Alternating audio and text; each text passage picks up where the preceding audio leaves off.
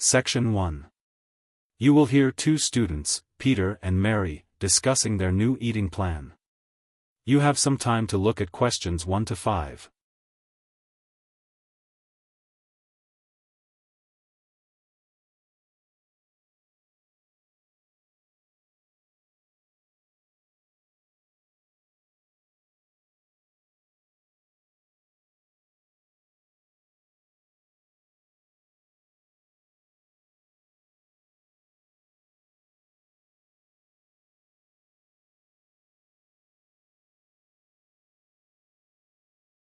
Now listen carefully and answer questions 1 to 5.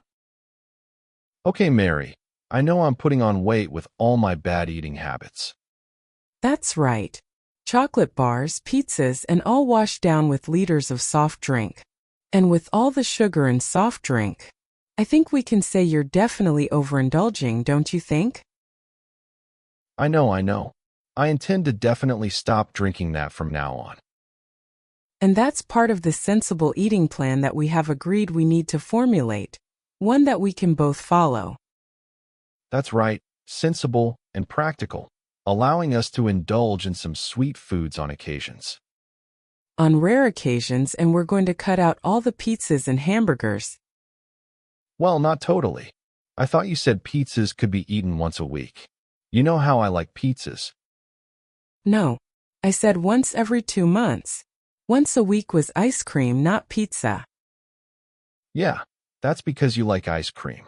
I prefer pizza.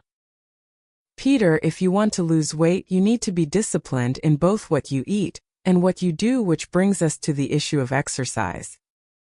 That's right. So, jogging twice a week and hiking on Saturdays, right? No, hiking is Sundays, allowing Saturdays for the light walking exercise. I've investigated and discovered there are a lot of walking trails around this suburb with many beautiful places if you just look around. So what's happening this Saturday? A walk around the city? That's later in the month. This Saturday we'll visit Pine Park. Hill Park is nicer, with great views, too. Yes, but we have to travel too far to reach Hill Park, so I ruled that out, and I love the smell of pines. And what about the weekday meals? Salads every night, I suppose. No, it's important to vary the meals so that the food remains interesting and fun.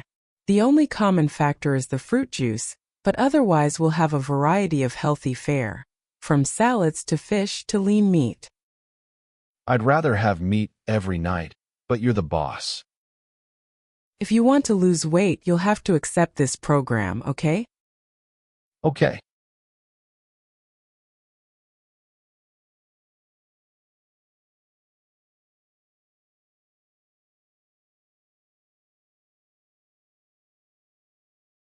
You have some time to look at questions 6 to 10.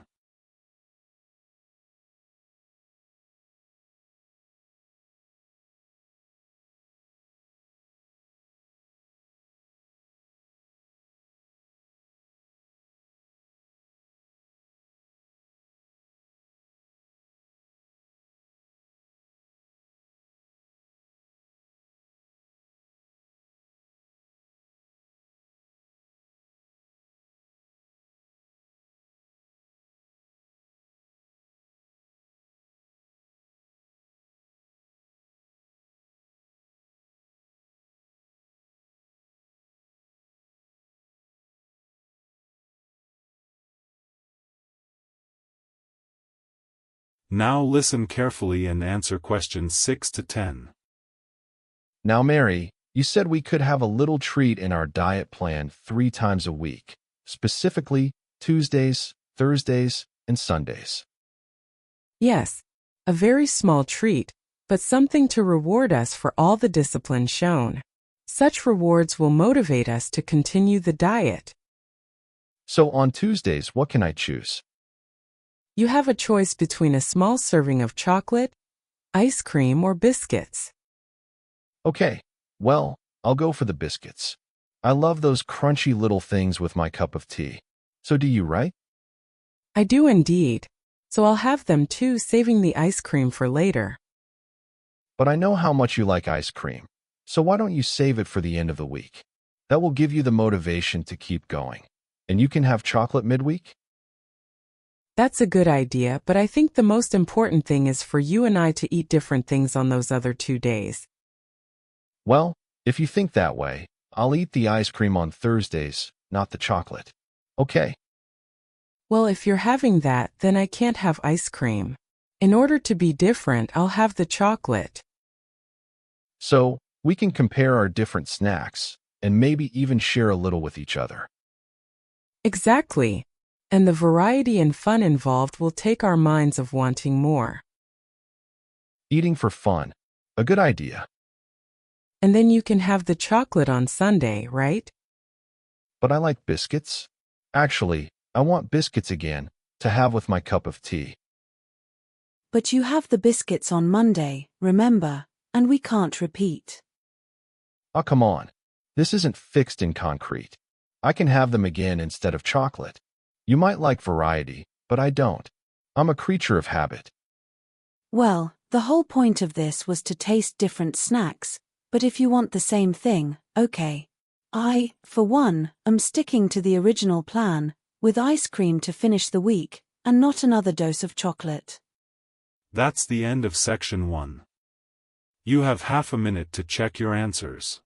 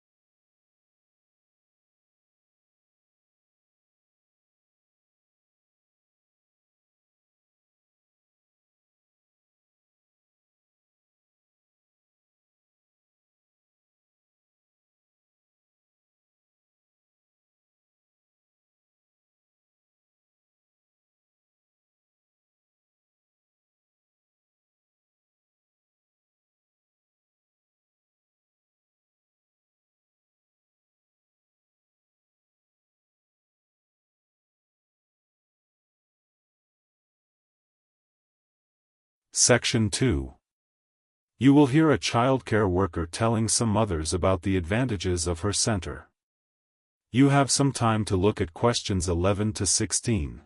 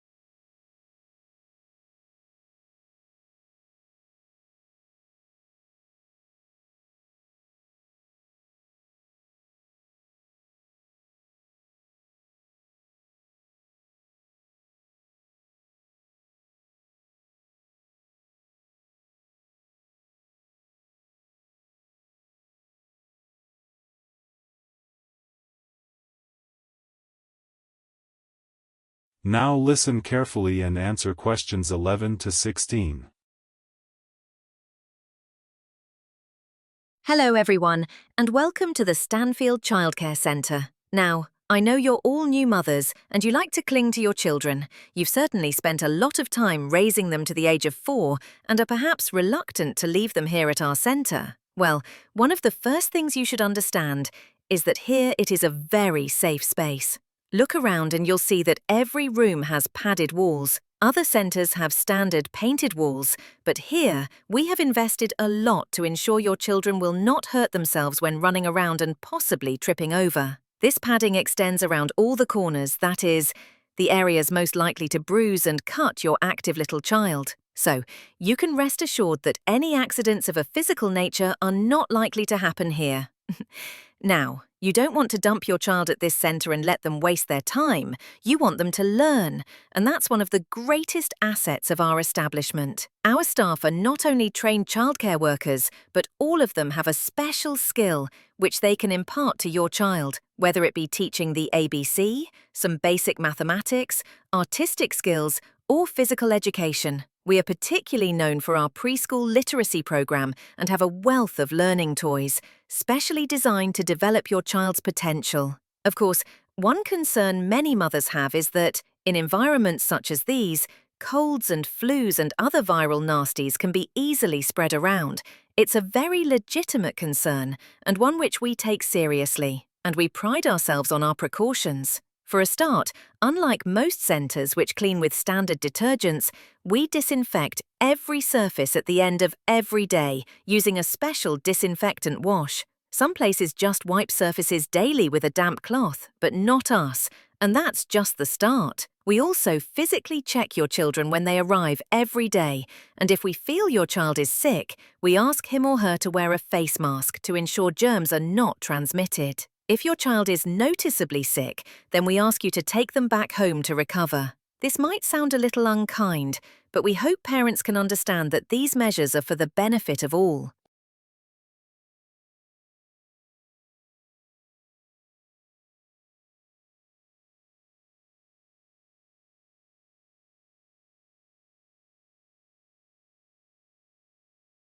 You have some time to look at questions 17 to 20.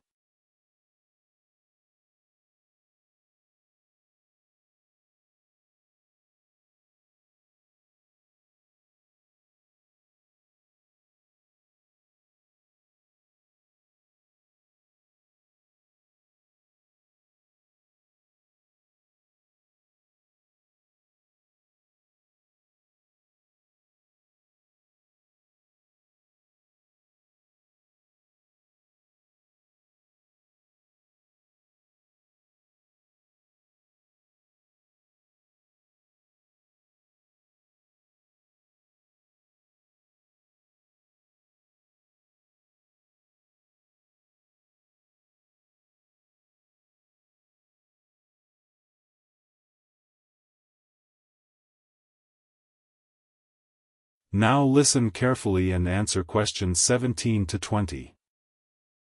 Now, at Stanfield Childcare Centre, we have excellent childcare officers, and let me briefly introduce them. We have Susan, Andrea, Bella, Kathy, Lisa, and Liz. They're all fully trained and come with some individual assets which makes them even better. Bella, for instance, knows children very well, having worked here for 5 years, and Kathy has her own family, 2 little girls, so she can talk to you with first-hand knowledge of what it's really like to raise children.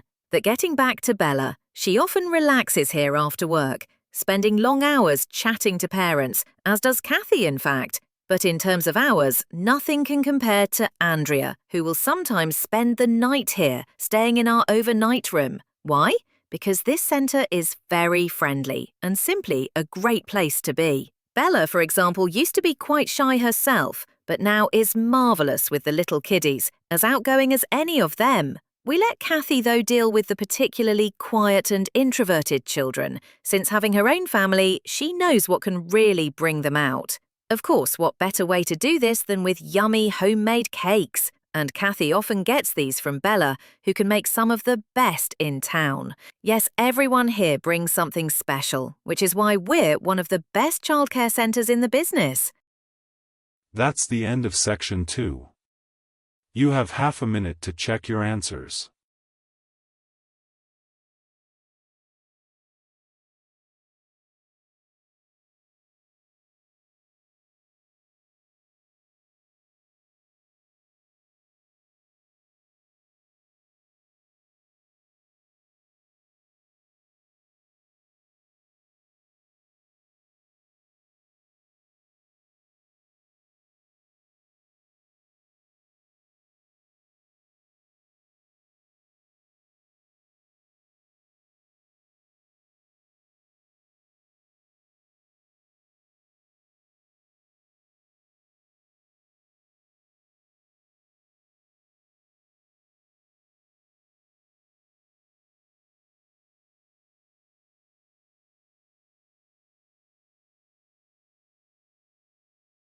Section 3.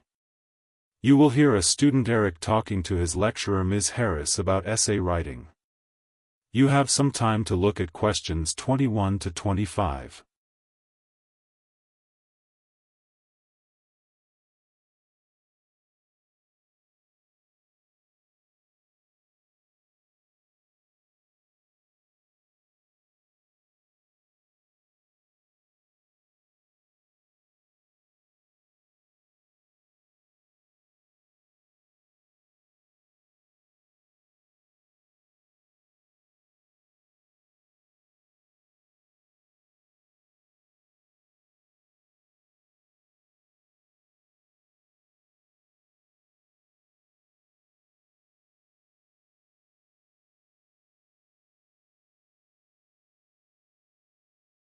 Now listen carefully and answer questions 21 to 25.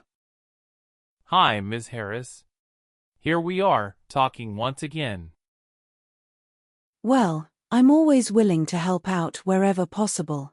Is anything troubling you? Well, your advice last week about writing summaries was very useful, and I'm using these summaries a lot in order to prepare my final master's thesis. But you're having problems, right? Yes, I have a few issues to discuss. Obviously, I want a good essay, and I want to achieve high marks. But I'm not sure on the best way to start. That's an easy question. Start with a topic, but not one that I necessarily suggest, but one that you want to explore. You will always write better when doing so on a topic you are interested in, not one imposed upon you by others. Well, I'm interested in management theory. Then pursue that. However, that alone is far too broad. Break it into various current areas of discussion and relevance, then look more carefully at one of them, say, management and cultural differences, or management and motivation, or other aspects, such as the role of salary, group cohesion, or leadership. I would say I'm interested in group cohesion, that is, how people interact in the workplace. Well, that's a start, but you can't then just write planlessly, without defining exactly what you intend to do within the area you've chosen. You'll have to think of a thesis, and this statement could be of several types. Such as what?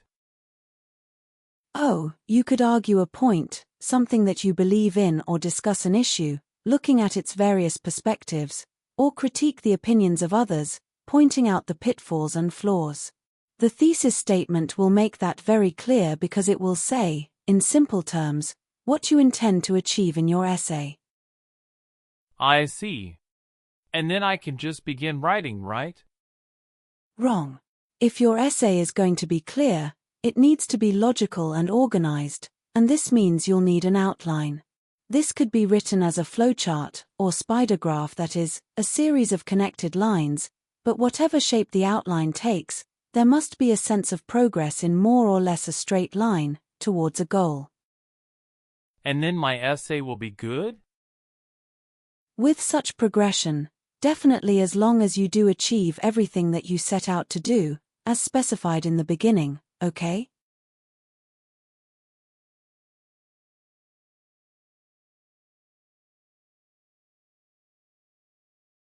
You have some time to look at questions 26 to 30.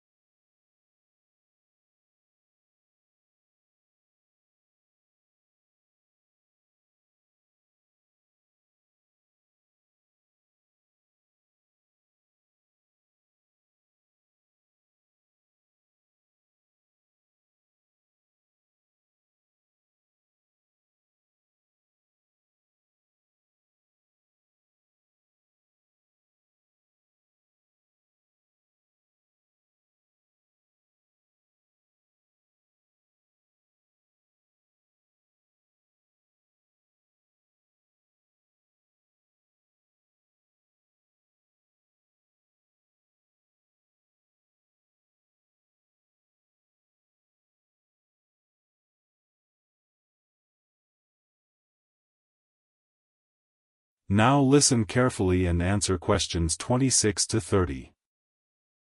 Well, Miss Harris, your advice about essay writing all sounds very useful, solid, and step by step, so I'll certainly follow that. But can you tell me in more general terms, what constitutes the best essay?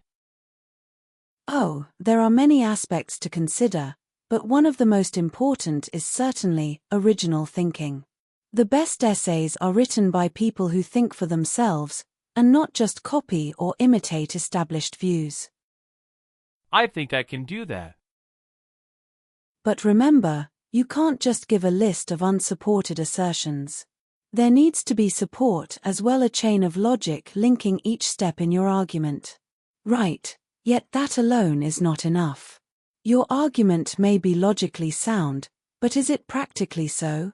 For that, you need examples, from real life, to illustrate your points or subpoints. I've got lots of examples from my course readings. I suppose I could use them. But remember, whenever you use an example, or facts, or figures that are not commonly known, you must give a reference.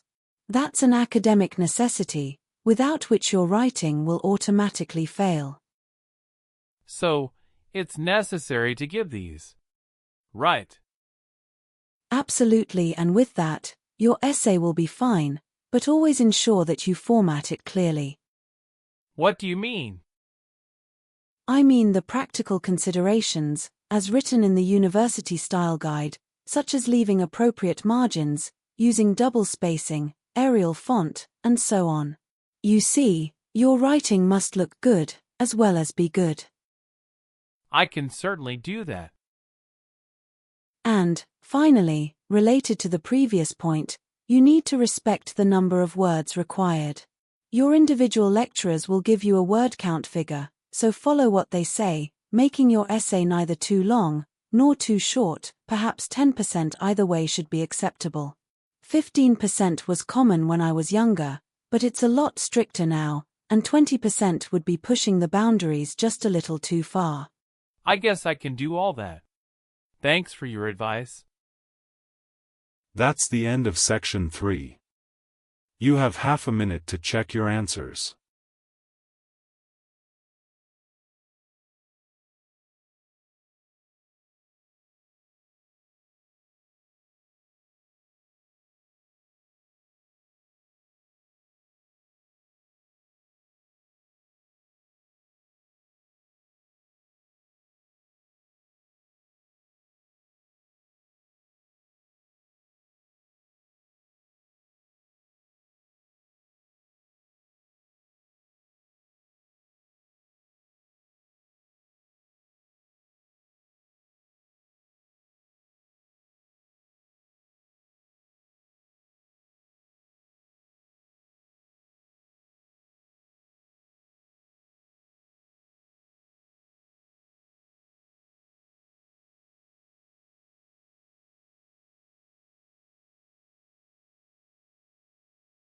Section 4. You will hear a lecturer discussing the history of people's beliefs regarding whether the Sun, or the Earth, is at the center of the solar system. You will have some time to look at questions 31 to 33.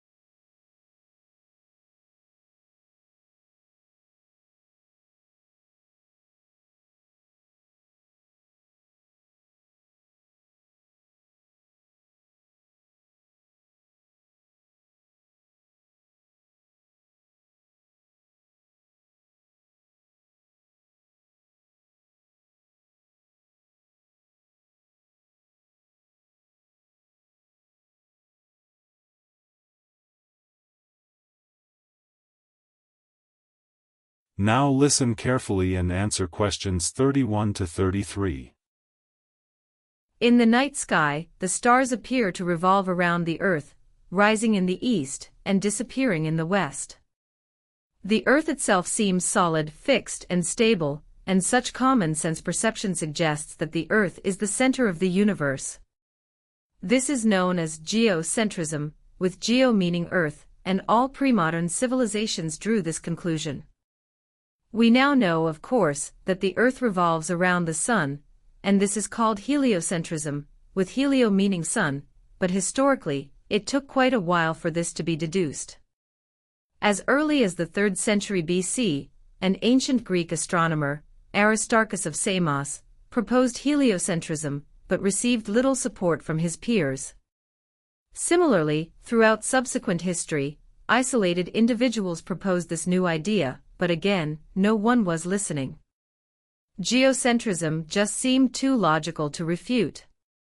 Geocentrism also fitted the views of the established Christian Church, who could quote biblical passages such as "The world also shall be stable, that it be not moved."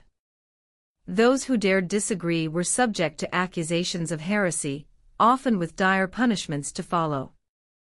The trouble was, as the night sky was observed more closely, that simple revolution of the stars proved not so simple at all. In relation to the other stars, some steadily wandered in given directions, then sometimes reversed for months, and disappeared altogether. They were called planets, meaning wanderers. In addition, the position of the Sun and Moon altered slightly over the year, and comets, those mysterious glowing spots, would come and go. In order to predict the motion of the planets, and accurately serve the primary purpose of navigation for sailing ships, increasingly elaborate mathematical models were needed, a sure sign that something was not quite right. You have some time to look at questions 34 to 40.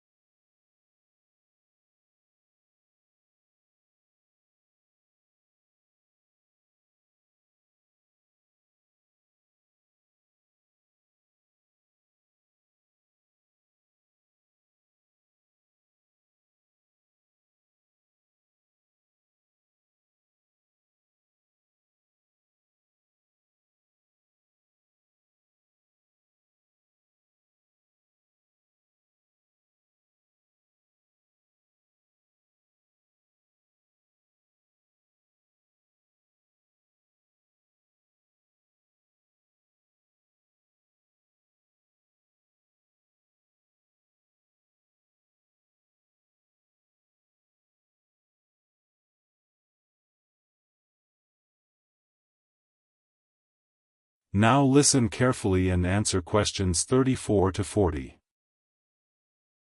Heliocentrism, or the belief that the Sun is the center of the solar system, still needed a mathematically sound description before it could be scientifically accepted, and it was a Polish astronomer, Nicholas Copernicus, who in 1543 first published this.